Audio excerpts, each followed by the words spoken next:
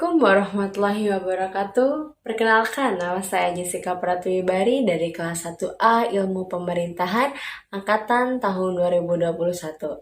Dan topik yang akan saya angkat adalah perkembangan dan pertumbuhan ilmu pemerintahan dengan dibimbing oleh dosen pengampu saya, Ibu Dewi Nur Aziza, SIPMA, dan mata kuliah dasar-dasar ilmu pemerintahan. Untuk lebih jelasnya lagi, kita boleh cek selanjutnya. Oke teman-teman, di sini saya akan membahas tentang perkembangan dan pertumbuhan ilmu pemerintahan.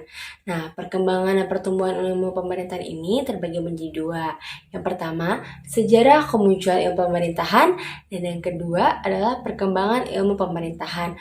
Nah, perkembangan ilmu pemerintahan ini terbagi lagi menjadi dua. Yang pertama, pendekatan paradigmatik, dan yang kedua, perkembangan ontologi. Oke teman-teman, di sini kita bakal ngebahas satu persatu ya. Yang pertama, kita bakal ngebahas tentang sejarah kemunculannya ilmu pemerintahan.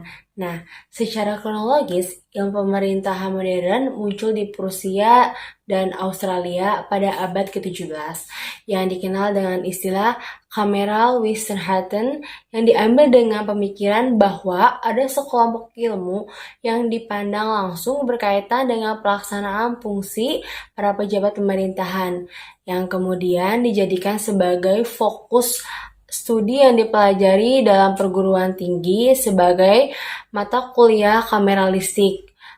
Misalnya diajarkan di Universitas Frankfurt dan Universitas Halle. Pada perkembangannya, secara metodologis dan empiris, kameralistik dianggap belum sempurna, sehingga mengalami pergeseran dan digantikan oleh ilmu hukum di akhir abad ke-18 dan di awal abad ke-19. Pendekatan kameralistik yang bergeser ke pendekatan hukum diawali di Jerman dan Austria. Pada akhir abad ke-18, kameralisme tidak lagi berkembang di Eropa. Namun, pada satu abad kemudian, muncul kajian yang selaras dengan kameralisme di Amerika yang dirintis oleh orang-orang Amerika yang pernah belajar di Jerman, yang terkesan dengan kameralisme di masa lalu. Namun memiliki mainstream yang berbeda di masa gagasan demokratisasi, di mana secara luas bahkan berlebihan dan menimbulkan ekses berupa inefisiensi di lingkungan birokrasi. Pada perkembangan gagasan pemerintahan era American State ini, Woodrow Wilson melakukan dikotomi terhadap politik dan administrasi, di mana gagasan demokrasi masuk pada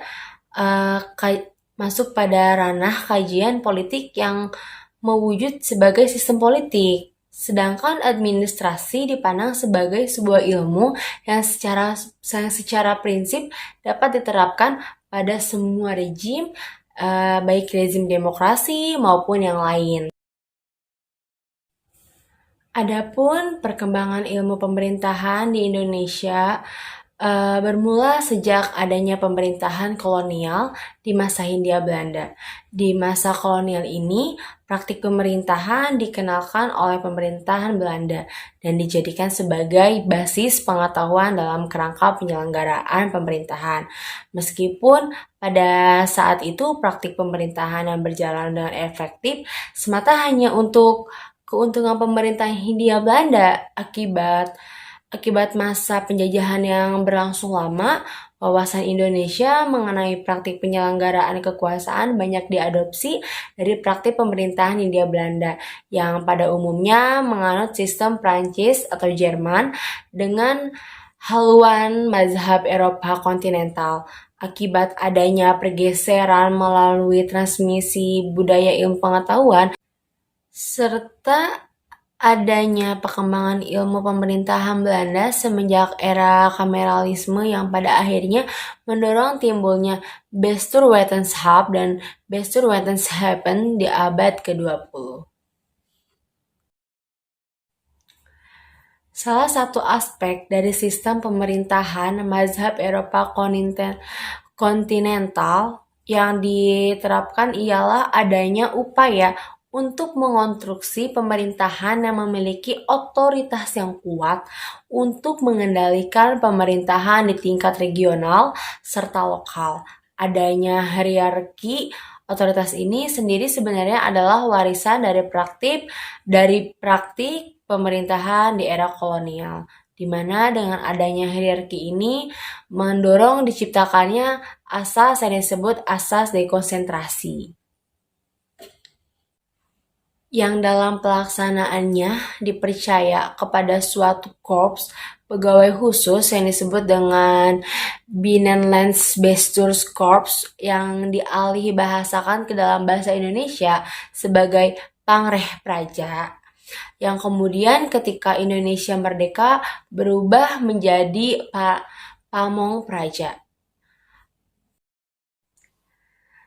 Calon pamong praja pribumi di beberapa tempat di Indonesia yang kemudian berkembang menjadi jenjang yang lebih tinggi, yaitu jenjang Osvia atau Opleiding School for Inland Ambtenaren, hingga akhirnya terus berkembang menjadi suatu fokus studi yang melembaga di berbagai perguruan tinggi.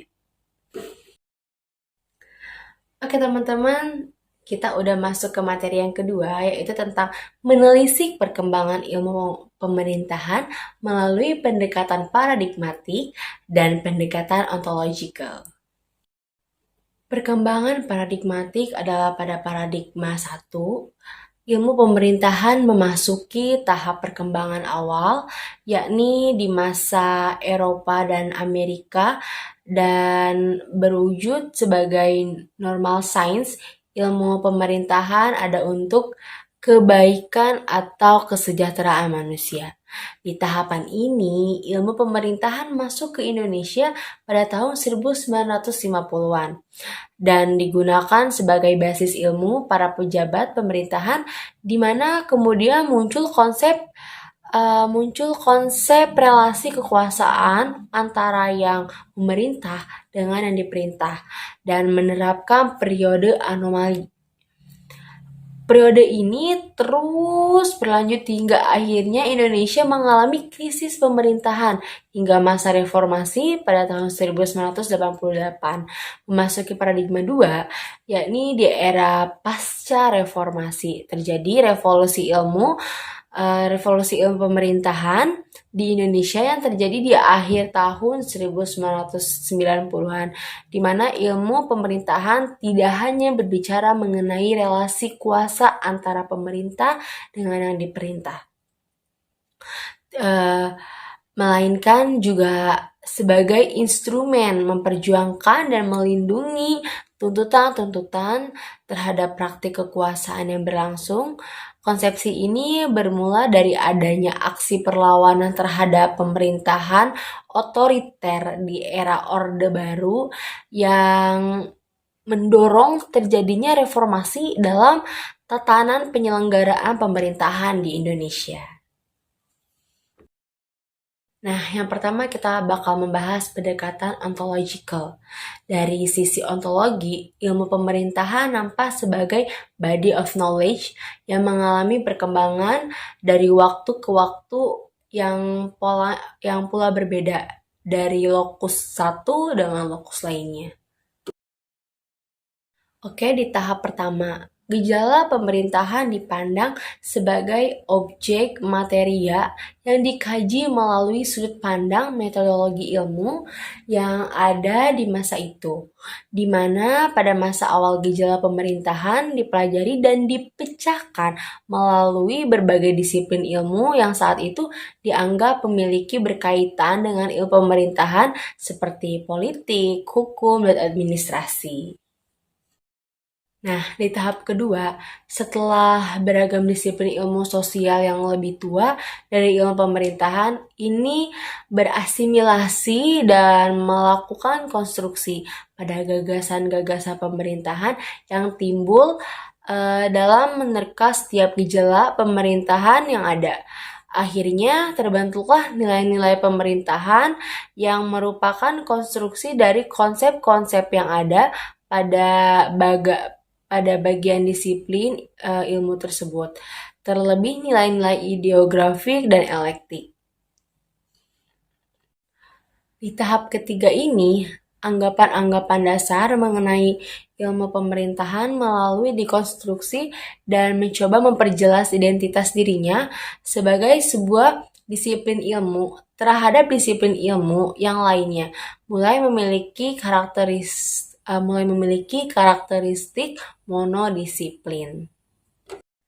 Nah, di tahap keempat ini, ilmu pemerintahan mulai membuka interaksi dengan disiplin ilmu lain atau mulai bercirikan interdisipliner ketika mencoba untuk menelaah gejala pemerintahan. Dalam tahap ini terjadi proses pertukaran konsep variabel teori serta metodologi antara ilmu pemerintahan dengan ilmu lainnya, misalnya dengan ilmu sosiologi dan psikologi.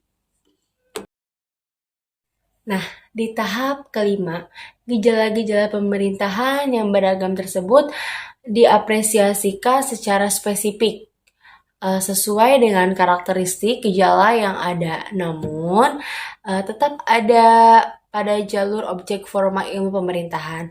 Dengan kata lain, terdapat pendekatan transdisiplin di mana gejala pemerintahan yang spesifik ditelaah hingga akhirnya dihasilkan subkajian yang secara spesifik membahas mengenai isu atau gejala pemerintahan tertentu. Misalnya, adalah ketika gejala pemerintahan diwarnai dengan karakteristik gejala sosiologi, maka menghasilkan subdisiplin berupa sosiologi pemerintahan. Oke, di tahap keenam ini, ilmu pemerintahan berupaya untuk menunjukkan kemandiriannya melalui kemampuan denominatif yang dimiliki berupa keberadaan metodologi ilmu pemerintahan di mana metodologi ilmunya dapat digunakan oleh ilmu-ilmu lain sebagaimana ilmu pemerintahan juga dapat tetap ajeg ketika menggunakan metodologi ilmu lainnya. Nah, tahap ini juga dikenal sebagai tahap keempat dalam perkembangan ilmu pemerintahan. Adapun model demonisasi ini dapat terbentuk menjadi 3 model. Yang pertama, konsep teori, metodologi, ilmu tertentu digunakan untuk mengkaji gejala pemerintahan. Nah, yang kedua, konsep teori atau metodologi ilmu pemerintahan digunakan untuk mengkaji gejala ilmu tertentu. Yang ketiga, konsep, teori, dan metodologi ilmu pemerintahan dan ilmu tertentu digunakan secara bersamaan untuk mengkaji gejala dari ilmu lainnya. Nah, pada tahap terakhir ini, atau pada tahap ketujuh, body of knowledge yang merupakan produk dari tahap kelima berkembang sedemikian rupa sehingga mampu menentukan identitasnya dengan ilmu indukannya serta secara mandiri dan mencoba untuk memasuki tahapan keenam yakni menjadi hibrida. Misal, ketika sosiologi pemerintahan mulai matang dan dapat membedakan dirinya dari ilmu induknya, yakni sosiologi, serta mencoba untuk menunjukkan keajigannya secara metodologis melalui proses hibrida dengan ilmu pemerintahan sehingga menghasilkan ilmu pemerintahan generasi kelima atau Bestuurwetenschappen yang diistilahkan sebagai Institut Ilmu Pemerintahan menurut Ndraha pada tahun 2003.